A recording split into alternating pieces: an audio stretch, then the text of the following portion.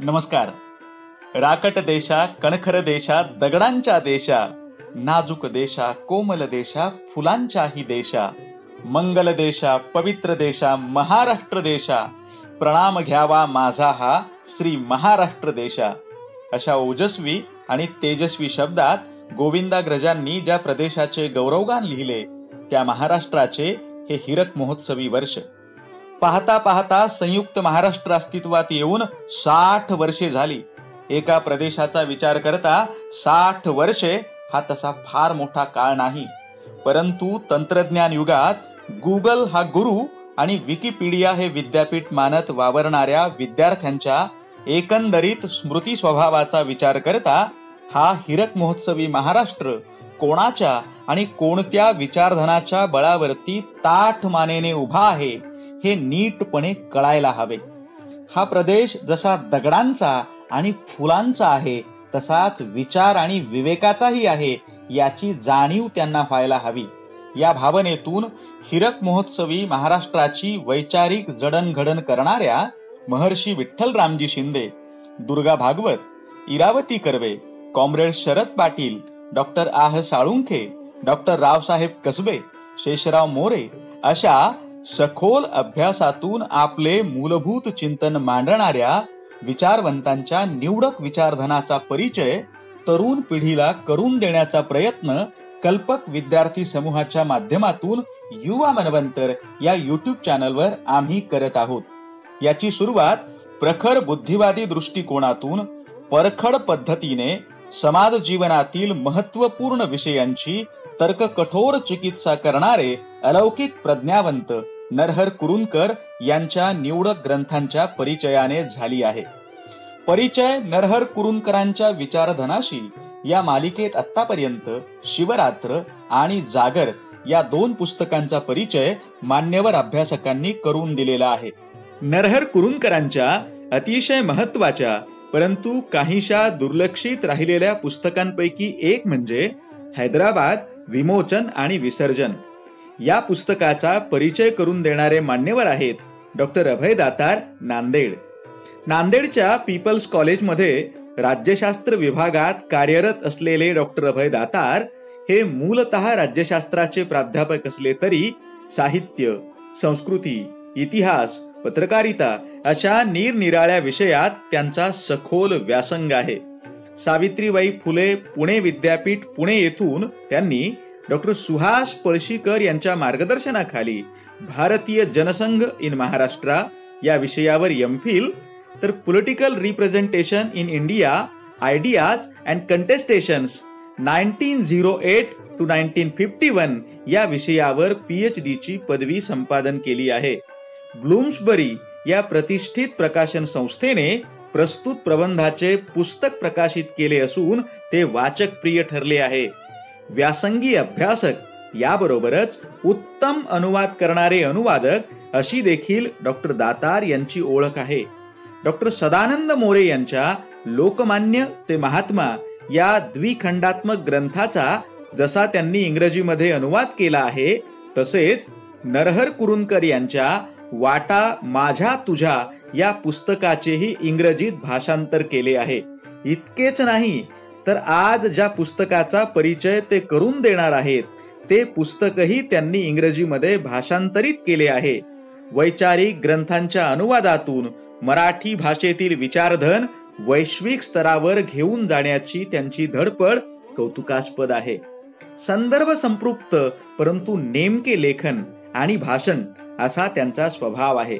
यातूनच समाज प्रबोधन पत्रिका, नवभारत, साधना या मराठी आणि EPW सारख्या इंग्रजीतील बहुप्रतिष्ठित नियतकालिकात तसेच महाराष्ट्र टाइम्स, लोकसत्ता या मराठी आणि the Indian express, the Hindu या इंग्रजी वृत्तपत्रात त्यांच्या लेखनाला सतत मागणी असते.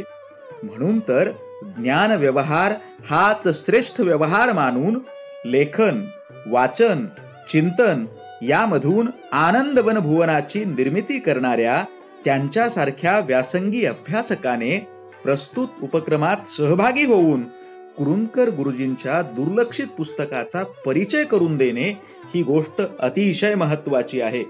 त्यांनी करून दिलेल्या या पुस्तक परिचयाचे आपण हार्दिक स्वागत कराल अशी अपेक्षा आहे. नमस्कार.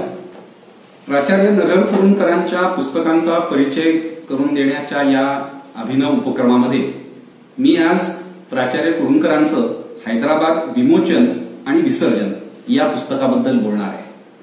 1937-38 साली जबाबदार राज्य पद्धती, धार्मिक स्वातंत्र्य आदी मुद्द्यांच्या आधारावर हैदराबादच्या स्टेट काँग्रेसनी हैदराबादचे संस्थानिक निजामुल मुल्क आसिफ जहा यांच्या राजवटीविरुद्ध जो सगळा संघर्ष केला आणि ज्याचा शेवट स्वातंत्र्य मिळाल्यानंतर सप्टेंबर 1948 मध्ये भारत सरकारच्या लष्कराने हैदराबाद संस्थानामध्ये लष्करी कारवाई करून हैदराबाद भारतीय संघराज्यात सामील करून घेतलं.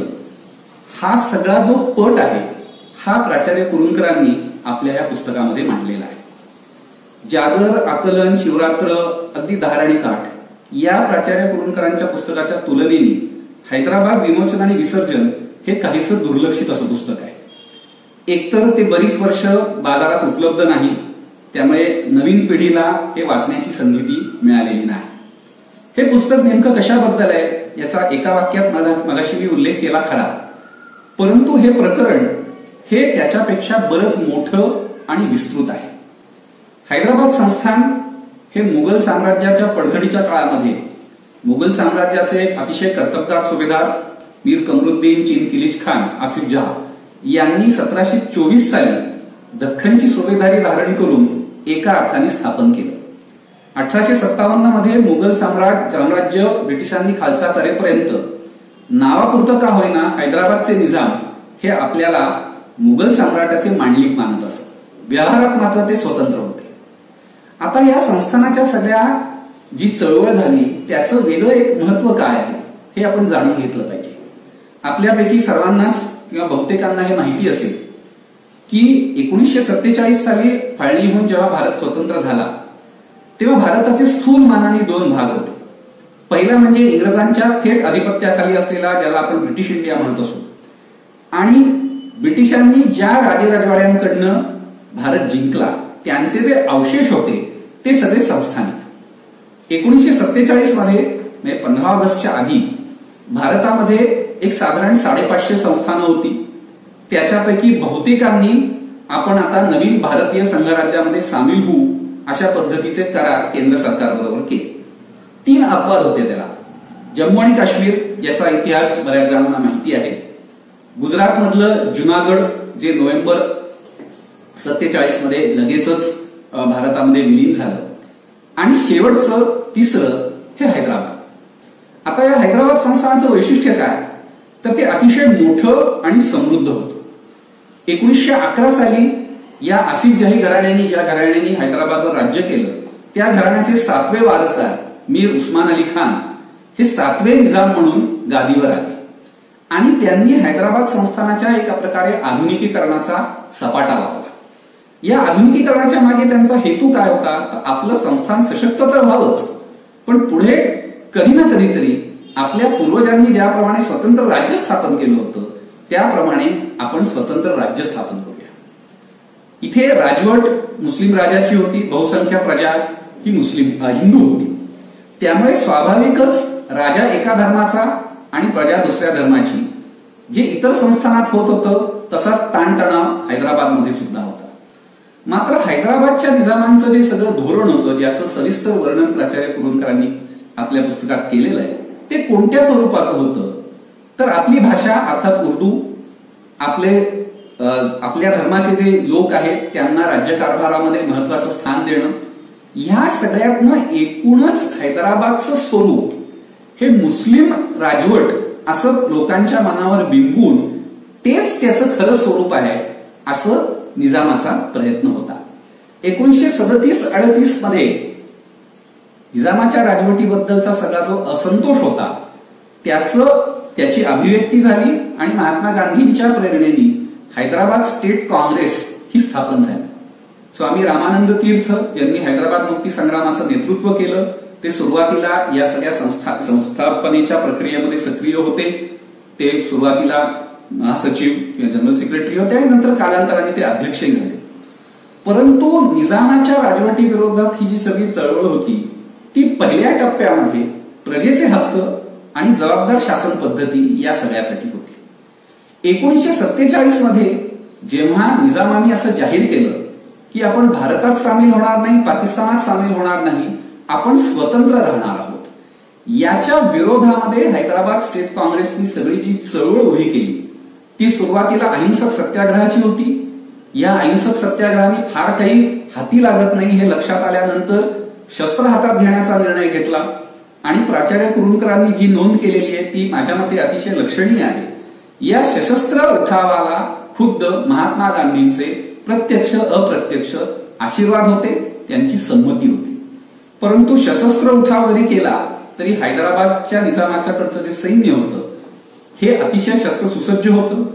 त्याचबरोबर मुस्लिम धर्मियांची वर्चस्व हैदराबाद संस्थानावर कायम राहावं याच्यासाठी मजलिस-ए इत्तेहादुल मुस्लिमीन ही जी संघटना स्थापन झाली होती त्याचं जे निमलष्करी दल होतं रझाकार, ज्यांनी जनतेवर अन्वित असे अत्याचार केले, तेही शस्त्रसज्ज होतं. त्यामुळे हैदराबाद मधल्या जनतेने शस्त्र हातात घेतली तरी हा प्रश्न तसा सुटणार नव्हता आणि म्हणून अखेर सप्टेंबर 1948 मध्ये भारत सरकारने पुष्कळ संयम बाळगला आणि शेवटी लष्करी कारवाई केली आणि हैदराबाद संस्थान हे भारतामध्ये सामील झालं. या सगळ्याचे बारकावे, हा सगळा पट, त्याच्यातले सगळे छोटे मोठे तपशील हे या पुस्तकात आलेले आहे. आता या पुस्तकाची सगळ्यात मोठी मर्यादा कोणती हे आधी सांगितलं पाहिजे. एक तर सलग बसून हे पुस्तक लिहिलेलं नाही. सेलू नूतन शिक्षण विद्यालयात 70च्या दशकामध्ये प्राचार्य कुरूंकरांनी या विषयावर 3 व्याख्यानं दिली, त्याचं शब्दांकन आणि वेळोवेळी या प्रश्नाच्या अनुषंगाने प्राचार्य कुरूंकरांनी जे वेगवेगळे लेख लिहिले ते सगळे लेख एकत्र करून त्यांच्या मृत्यूनंतर हे पुस्तक प्रकाशित करण्यात आलेलं आहे. त्यामुळे स्वाभाविकच जो एक सफाईदारपणा पाहिजे तो त्याच्यात नाही. त्यांच्या हयातीत हे पुस्तक प्रकाशित झालं असतं तर अर्थातच हे वेगळ्या स्वरूपात आलं असतं, हे आपण सहजपणे ओळखू शकतो, पण ते तसं होऊ शकलं नाही. पण या पुस्तकाचं मग महत्व काय आणि नवीन पिढीच्या दृष्टीने, विद्यार्थ्यांच्या दृष्टीने ह्या पुस्तक त्यांनी का वाचलं पाहिजे, तर ज्या वेळेला प्राचार्य कुरूंकरांनी हे सगळं लेखन केलं, ज्या वेळेला ही व्याख्यानं दिली, तोपर्यंत हैदराबाद मुक्ती संग्रामाबद्दल मराठीमध्ये फारसं काहीच उपलब्ध नव्हतं. हैदराबाद मुक्ती संग्रामाचे नेते स्वामी रामानंद तीर्थ यांनी या सगळ्या चळवळीच्या मुक्ती संग्रामाच्या आठवणी इंग्रजीमध्ये लिहिल्या होत्या, त्या खूप उशिराने मराठीमध्ये आल्या. ते कारण असंच झालं की भारत सरकारचे जे हैदराबादला प्रतिनिधी होते, सुप्रसिद्ध कायदे पंडित, कादंबरीकार, साहित्यिक, घटना समितीचे सभासद, मसुदा समितीचे सभासद, पुढे राज्यपाल, केंद्रीय मंत्री राहिलेले कन्हैयालाल मुंशी यांनी आपल्या हैदराबादच्या अनुभवांवर एंड ऑफ एन इरा नावाचं छोटंसं पुस्तक लिहिलं. त्याच्यातून हैदराबाद स्टेट काँग्रेस, खुद्द स्वामीजी यांच्या भूमिकांबद्दल अनेक गैरसमज निर्माण होती आणि ते दूर झाले पाहिजे या भूमिकेतनं स्वामीजींनी हे पुस्तक लिहिलं. त्याची सुद्धा स्वतंत्र चर्चा आहे, त्याचा मी उल्लेख नंतर करणारच आहे. या कारणासाठी हे पुस्तक महत्वाचं आहे. मराठीतला हा एका अर्थाने हैदराबाद मुक्ती संग्रामाचा, हैदराबाद संस्थानाच्या इतिहासाचा एक विस्तृत पट मांडण्याचा हा पहिला प्रयत्न म्हणता येईल आणि हेच या पुस्तकाचं बलस्थान आहे. मगाशी मी जे सांगितलं त्याच्या मर्यादा आहेत. त्याची पहिली आवृत्ती हैदराबादच्या तत्कालीन आंध्र प्रदेश साहित्य परिषद, याला आता मराठी साहित्य परिषद म्हणून ओळखतो, या वाङ्मयीन संस्थेने प्रकाशित केलं होतं. त्याची जी प्रस्तावना आहे ती त्या संस्थेचे दीर्घकाळ पदाधिकारी असलेले ज्येष्ठ साहित्यिक प्राध्यापक द.प. जोशी यांनी त्याच्यामध्ये या पुस्तकाच्या मर्यादा, तपशिलाच्या चुका वगैरे सगळं उल्लेख केलेला आहे. आता काही या पुस्तकातले जे साधारणपणे प्रकरण आहेत त्याची थोडक्यात वर्णन करून पुन्हा एकदा सर्वसाधारणपणे माझी निरीक्षणं या पुस्तकाबद्दल मांडली. पहिला लेख आहे तो माझा मराठवाडा, मराठवाड्याचा इतिहास. स्वातंत्र्य मिळाल्यानंतर, संयुक्त महाराष्ट्रात सामील झाल्यानंतर मराठवाड्याचं काय झालं, त्याचा विकास का होऊ शकला नाही, त्याची परवड का झाली, या सगळ्याबद्दल प्राचार्य कुरूंकरांनी चर्चा केलेली आहे. माळरानावरील कवडसे या दुसऱ्या प्रकरणामध्ये या सगळ्या जनतेच्या चळवळीला कशी सुरुवात झाली आणि हळूहळू आशेचा अंकुर हा मराठवाड्यामध्ये कसा पुढे आला आणि त्याचं लोकांच्या इच्छा आकांक्षा आणि काँग्रेसची भारतामधली स्वातंत्र्य चळवळ याची जोडणी कशी कशी होत गेली या मुद्द्यांचा परामर्श केलेला आहे. 1938चा हैदराबाद लढा या तिसऱ्या प्रकरणामध्ये हैदराबाद स्टेट काँग्रेसने जो पहिला सत्याग्रह केला जबाबदार राज्य पद्धतीसाठी त्याची चर्चा केलेली आहे. पण तेवढ्यापुरतीच ती चर्चा नाही. त्याचबरोबर आर्य समाज या धार्मिक संघटनेने धार्मिक अधिकारांसाठी सत्याग्रह केला होता. त्याचबरोबर स्वातंत्र्यवीर सावरकर यांच्या नेतृत्वाखालच्या हिंदू महासभेने भागानगर सत्याग्रह केला होता. हे दोन्ही सत्याग्रह एका अर्थाने फसले. हैदराबाद स्टेट काँग्रेसचाही एका अर्थाने फसला. तो मागे घ्यावा लागला. परंतु या सगळ्या हैदराबाद स्टेट काँग्रेसच्या सत्याग्रहातनं आणि इतर दोन सत्याग्रहांची तुलना करून हैदराबाद स्टेट काँग्रेसचा सत्याग्रह हा कसा लोकशाहीवादी आणि जनतेच्या राजकीय आणि आर्थिक मागण्यांसाठी होता ही बाब प्राचार्य कुरूंकरांनी अधोरेखित केलेली आहे. या अनुषंगाने एका मुद्द्याचा उल्लेख करावा लागेल जो या पुस्तकामध्ये वेळोवेळी प्राचार्य कुरूंकरांनी अधोरेखित केलाय, त्याचा खुलासाही केला. राजा मुस्लिम आपल्या धर्माचं, आपल्या भाषेचं, आपल्या संस्कृतीचं वर्चस्व हे कायम या संस्थानावर राहावं याच्यासाठी प्रयत्न करणारा, आपल्यापैकी अनेकांना आज ऐकून आश्चर्य वाटेल की उर्दू ही नुसती प्रशासनाची भाषा नव्हती, राजभाषा नव्हती, तर शिक्षण सुद्धा उर्दूतनं दिलं जात होतं. 4वी-5वी नंतर या ज्या स्थानिक भाषा होत्या, मग ते मराठी असेल, तेलुगू असेल, कानडी असेल, त्याच्यामध्ये शिक्षण उपलब्ध नव्हतं, ते उर्दूतनंच घ्यावं लागलं. या अनुषंगाने एक उल्लेख करायला पाहिजे. आपण हैदराबाद संस्थान असं म्हणत असताना त्याची भौगोलिक व्याप्ती काय होती हे सांगायचं थोडंसं राहून गेलं. आजचा मराठवाडा, आजचं तेलंगण राज्य आणि कर्नाटकातला ज्याला हैदराबाद कर्नाटक असा प्रदेश म्हणून ओळखला जातो, गुलबर्गा, बिदर असे 4 जिल्हे, असे सगळ्या मिळून हे हैदराबाद बहुभाषिक असं राज्य होतं. अशा या बहुभाषिक राज्यामध्ये उर्दूची सक्ती होती. त्यामुळे स्वाभाविकच जनतेमध्ये एक प्रकारचा रोष होता. अतिशय सरंजामदारी व्यवस्था होती. त्या सरंजामदारी व्यवस्थेच्या विरोधात आपल्याला राज्यकारभारामध्ये सहभाग मिळावा याच्यासाठी 1938चा हैदराबाद स्टेट काँग्रेसचा सत्याग्रह झाल्याचं आपल्याला दिसतं. पुढची जी 3 प्रकरणं आहेत ती काही स्वामी रामानंद तीर्थ, एक पत्र व चर्चा, एक राजकारणी संन्यासी स्वामीजी, अध्यात्मवादी स्वातंत्र्याचे उपासक स्वामी रामानंद तीर्थ, ही 3 प्रकरणं ही हैदराबाद मुक्ती संग्रामाचे प्रणेते आणि नांदेडच्या पीपल्स कॉलेजचे संस्थापक आणि नांदेड एज्युकेशन सोसायटीचे संस्थापक अध्यक्ष स्वामी रामानंद तीर्थ यांच्याबद्दलची आहेत.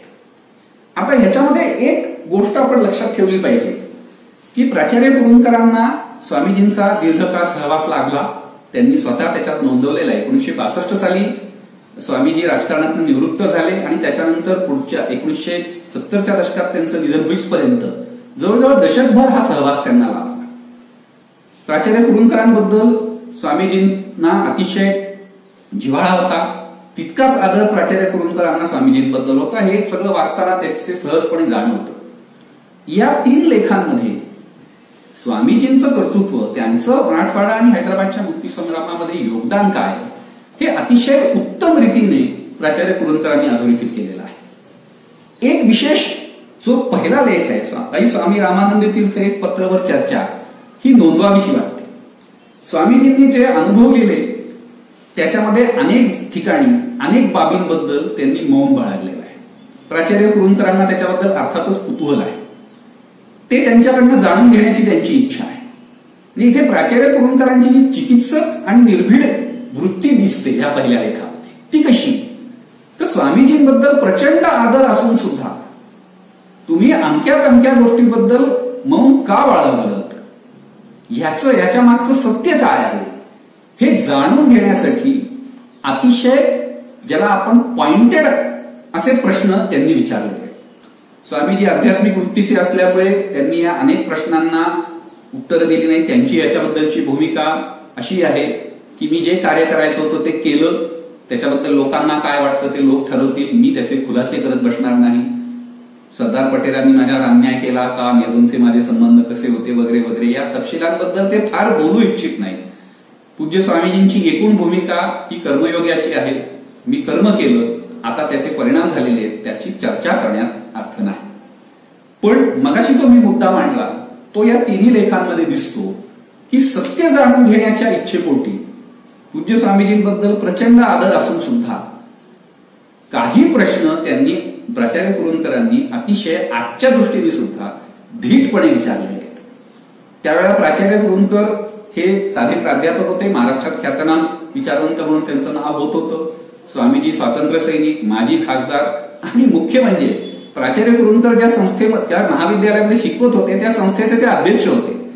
आजच्या काळात असं काहीतरी एका प्राध्यापकांनी गतकाळाबद्दल आपल्या संस्थेच्या अध्यक्षांना काही असे खुलासे मागणारे प्रश्न विचारणं हे मला नाही वाटत महाराष्ट्रात आता कोणी त्याची कल्पना सुद्धा करू शकेल. असो, पुढचा जो प्रकरण आहे ते प्राचार्य कुरूंकरांचं स्वतःचं गाव कुरुंदा. कुरुंद्यात स्वातंत्र्य आलं कसं, तिथल्या गावकऱ्यांनी काय केलं, रजाकारांचे अत्याचार कसे झाले आणि शेवटी पोलीस कारवाई जो आपण लष्करी कारवाई केली त्याला का कुणास ठाऊक पोलीस ऍक्शन असं म्हटलं जातं. त्याच्यात पोलिसांचा तसा काही सहभाग नव्हता, ती लष्करीच कारवाई होती. तर या पोलीस ऍक्शन नंतर कुरुंद्यातलं वातावरण काय होतं, त्याच्या आधी काय होतं, लोकांनी काय केलं, या सगळ्याची त्यांनी चर्चा केलेली आहे. सगळ्यात नांदेडच्या दृष्टीने सगळ्यात महत्वाचं म्हणजे 8व्या प्रकरणातलं नांदेडचे झेंडा प्रकरण, रजाकार नेत्यांचा तिरंग्यास प्रणाम. हे हैदराबाद मुक्ती संग्रामातल्या एका महत्वाच्या घटना घडामोडींवर प्रकाश टाकणारं प्रकरण आहे. नांदेडमधल्या सराफा भागामध्ये श्री शामरावजी बोधनकर यांच्या मालकीच्या इमारतीच्या 3ऱ्या मजल्यावर काँग्रेसचं ऑफिस होतं. श्री भगवानरावजी गांजवे हे नांदेडच्या शाखेचे सचिव होते. 15 ऑगस्ट 1947ला भारत स्वतंत्र झाल्यावर भारताचा तिरंगा झेंडा या काँग्रेसवरच्या कार्यालयावर फडकवण्यात आला. निजामाच्या प्रशासनाने ह्याच्यावर आक्षेप घेतला. हैदराबाद स्वतंत्र राष्ट्र आहे, त्यामुळे हैदराबाद सारख्या देशामध्ये परकीय देशाचा झेंडा लावता कामा नये आणि तो झेंडा खाली काढण्यासाठी जे हरतऱ्हेचे प्रयत्न झाले, रजाकार या निमलष्करी संघटनेनी कसा दबाव आणला आणि शेवटी नांदेडमध्ये दंगल होऊ नये याच्यासाठी रजाकारांच्याच नेत्यांनी काय केलं, 2 पावलं मागे घेतली आणि 15 ऑगस्ट 1947 साली हैदराबाद संस्थान भारताचा भाग झालेला नसताना सुद्धा नांदेडच्या हैदराबाद स्टेट काँग्रेसच्या कार्यकर्त्यांनी जे धैर्य दाखवलं त्याच्यामुळे हा आपला तिरंगा झेंडा नांदेडमध्ये एका अर्थाने पहिल्यांदा फडकला असं आपल्याला म्हणता येईल. हे प्रकरण मुळातूनच वाचण्यासारखं आहे, त्याच्यामुळे फार त्याची मी अधिक चर्चा करत नाही. त्याच्यानंतर दुसरी जी 9 आणि 10वी प्रकरण आहे ती म्हणजे वेड्या राजकारणाचे आभार आणि शेवटचा निजाम. याच्यामध्ये हैदराबादचे शेवटचे सत्ताधारी निजाम मीर उस्मान अली खान यांच्या व्यक्तिमत्वावर, राजकारणावर आणि एकूण कामाच्या पद्धतीवर अतिशय तपशीलवार असा प्रकाश टाकलेला आहे. मी शेवटचे सत्ताधारी निजाम असा शब्द वापरला, त्याचं कार्य आपल्यापैकी अनेकांना माहिती असेल. भारत स्वतंत्र झाल्यानंतर संस्थानं जरी खालसा झाली तरी संस्थानिक आणि त्यांच्या पदव्या, त्यांचे तनखे हे 1970च्या दशकामध्ये इंदिरा गांधींनी रद्द करेपर्यंत कायम होते.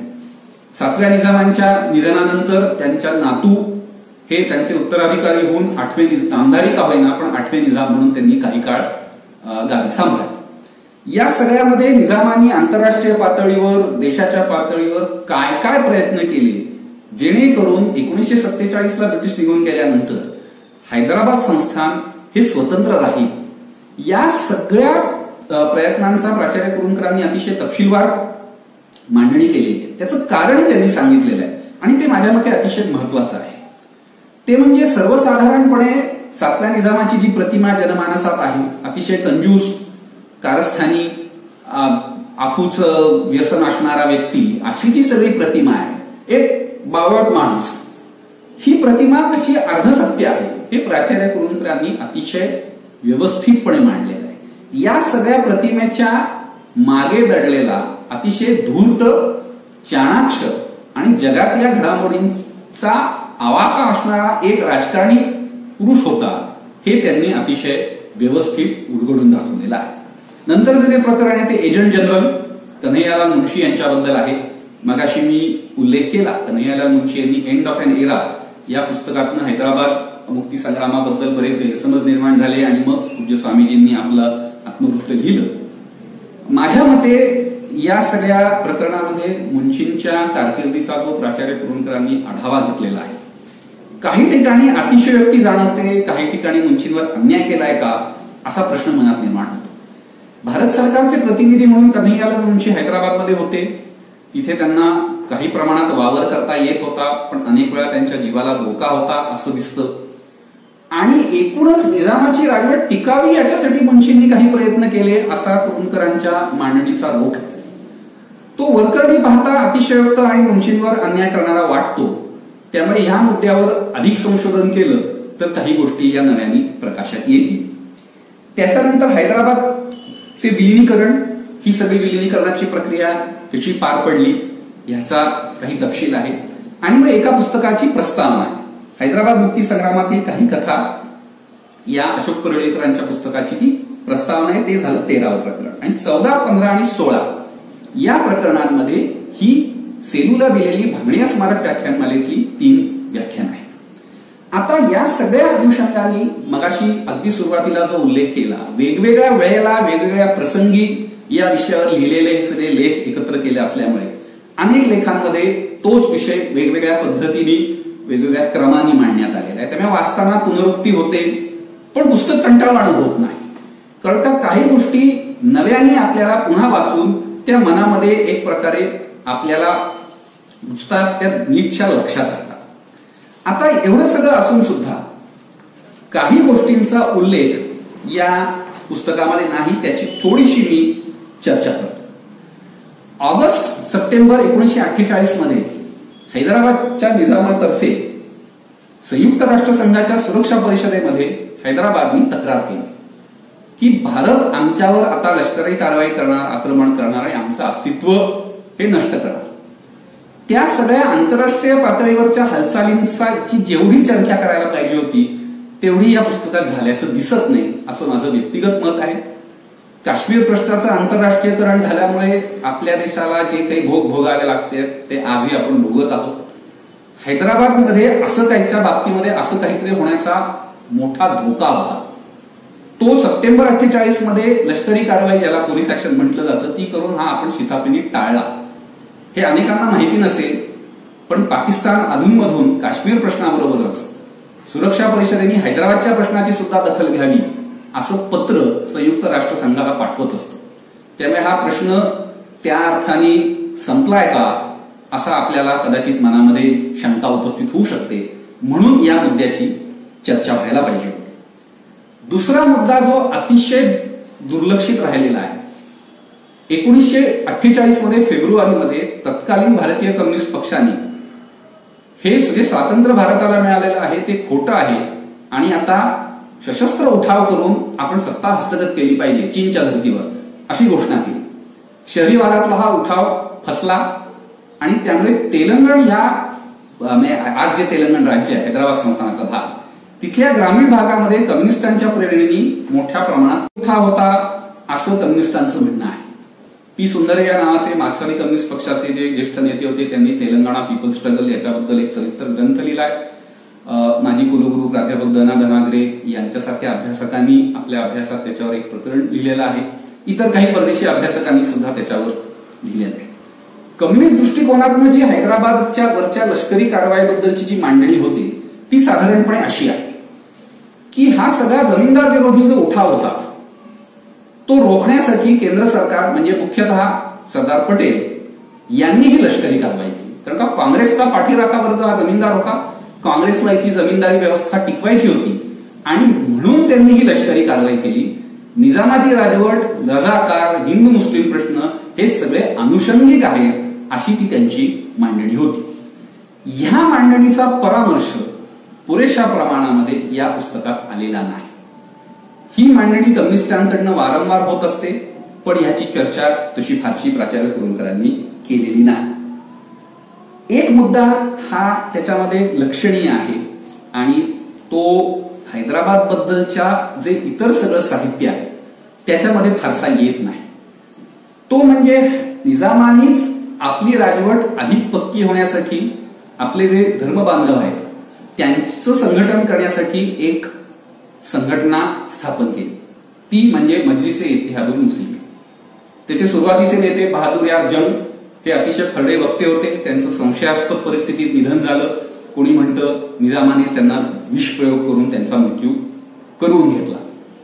या इत्तेहादुल मुस्लिमींची जी राजकीय तत्वज्ञान होतं, हा जो मुद्दा प्राचार्य कुरूंदकरांनी अधोरेखित केलाय तो का महत्वाचा आहे ते त्याच्या स्वरूपावरनं तरी.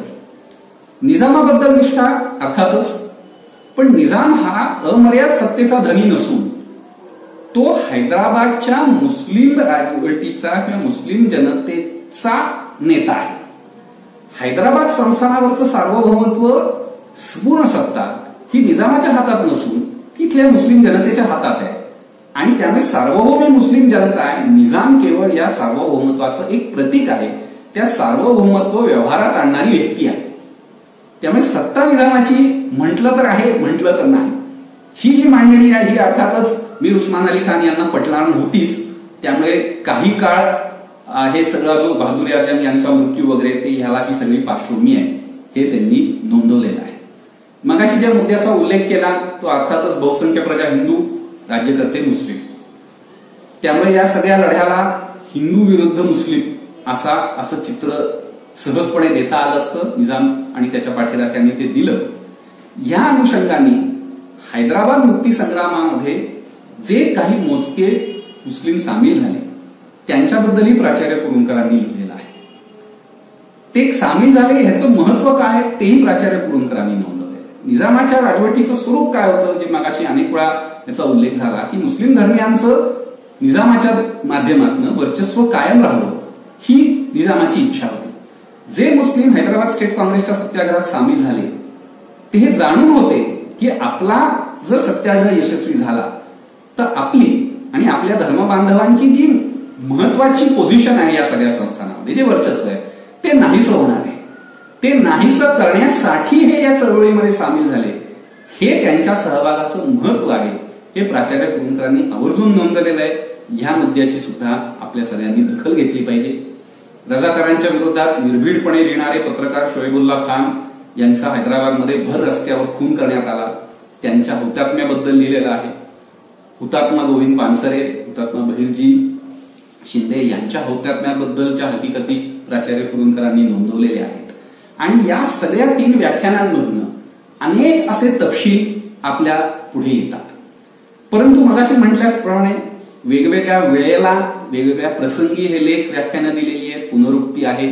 त्या काळामध्ये उपलब्ध असलेली जी साधनं होती त्या साधनांच्या आधारावर त्यांनी लिहिलेलं आहे. काही ठिकाणी अतिशय मोजक्या ठिकाणी तपशिलांच्या गफलती झाल्याचं सुद्धा दिसतं. पण हैदराबाद मुक्ती संग्राम हा काय होता हे जर आपल्याला जाणून घ्यायचं असेल तर आपल्याला या पुस्तकापासून सुरुवात करावी लागेल. हे पुस्तक या सगळ्या प्रश्नाबद्दलचा अंतिम शब्द आहे का, तर अर्थातच नाही. इंग्रजीमध्ये पाश्चात्य अभ्यासक असतील, भारतीय अभ्यासक असतील, त्यांनी निजामाची राजवट, त्याचा इतिहास, हैदराबाद मुक्तीचे प्रयत्न, भारत सरकार आणि हैदराबाद संस्थानाबद्दलच्या ज्या वाटाघाटी झाल्या या सगळ्याबद्दल लिहिलेलं आहे. या सगळ्याबद्दल प्राचार्य कुरूंदकरांनी या पुस्तकात अर्थातच लिहिलेलं आहे. परंतु त्यांच्या निधनानंतर आणि पुस्तक प्रकाशित झाल्यानंतरही बहुतांश इंग्रजी साधनं ही आपल्याला उपलब्ध झाली. सरकारी कागदपत्र, खासगी पत्रव्यवहार, मुलाखती या सगळ्यांच्या आधारे हे लिहिलेलं आहे. प्राचार्य कुरूंदकरांना हे जरी उपलब्ध असलं तरी त्यांनी त्याचा फार वापर केलेला नाही, कारण का त्यांचा या सगळ्यामध्ये त्यांचा उद्देश वेगळा होता. परंतु एक बाब आपण लक्षात घेतली पाहिजे. हैदराबाद संस्थानाच्या सगळ्या मुक्ती संग्रामातले जे प्रमुख नेते होते ते हयात असताना प्राचार्य कुरूंदकरांनी हे सगळं लिखाण केलं आहे. खुद्द पूज्य स्वामी रामानंद तीर्थ, गोविंदभाई श्रॉफ, हैदराबाद राज्याचे पहिले मुख्यमंत्री डॉक्टर बी रामकृष्णराव, गोपाळराव एकबोटे, जी.एस. मेलकोट, हरिश्चंद्र हेडा अशा सारख्या बऱ्याच नेत्यांचा प्राचार्य कुरूंदकरांचा आणि त्यांचा परिचय होता. त्यांच्याशी बोलून त्यांच्याकडनं मिळालेली माहिती ही सगळी त्याच्यामध्ये, म्हणजे एक प्रकारे त्याला एक समकालीनत्वही आहे. पण कालांतराने नवीन माहिती उजेडात आल्यामुळे काही प्रमाणात जे सर्वच पुस्तकांचं होतं की ते किंचितशी का होईना कालबाह्य झाल्यासारखी वाटतात. हे तेवढ्या अर्थाने तेवढ्या पुरतच कालबाह्य आहे असं आपण म्हणू शकतो. कारण का मूळ जी अभ्यासाची चौकट त्यांनी मांडलेली आहे ती मात्र अबाधित आहे. हैदराबाद मुक्ती संग्रामाचं महत्व काय आहे, तर हैदराबाद हे संस्थान भारतात सामील झालं नसतं तर भारताची अवस्था काय झाली असती याची कल्पना केल्यावर ह्या मुक्ती संग्रामाचं महत्व काय हे आपल्याला कळतं. आता मगाशी म्हटल्याप्रमाणे हे पुस्तक या सगळ्याबद्दलचा अंतिम शब्द आहे का, तर अर्थातच नाही. मग कुणी असं विचारेल की हे पुस्तक वाचून आम्ही संपवलं, आम्हाला काही गोष्टी कळल्या, आता ह्याच्यापुढे आम्ही काय वाचावं? तर समारोपात याच्यासाठी विद्यार्थी मित्रांनी काय वाचता येईल याचा फक्त उल्लेख करतो आणि मी माझं विवेचन थांबवतो. पहिलं म्हणजे मराठवाड्यातील आणि महाराष्ट्रातील ज्येष्ठ पत्रकार श्री अनंत भालेराव यांनी हैदराबाद मुक्तीसंग्रामाचा सविस्तर इतिहास लिहिलेला आहे. मराठीतलं हे पुस्तक आजही उपलब्ध आहे. आणि दुसरं महत्वाचं पुस्तक म्हणजे मुंबई उच्च न्यायालयाचे निवृत्त न्यायाधीश न्यायमूर्ती नरेंद्र चपळगावकर यांनी पूज्य स्वामी रामानंद तीर्थ यांचं विस्तृत आणि साधार चरित्र लिहिलेलं आहे. हे दोन महत्वाचे ग्रंथ हे एका अर्थाने हैदराबाद मुक्ती संग्रामाचा चे अधिक बारकावे, अधिक तपशील देणार आहेत. आणि प्राचार्य कुरुंदकरांच्या पुस्तकानंतर मी अशी विनंती करेन की ज्यांना याबद्दल अधिक वाचायचं आहे त्यांनी हे दोन पुस्तकं अर्थातच वाचावी. धन्यवाद.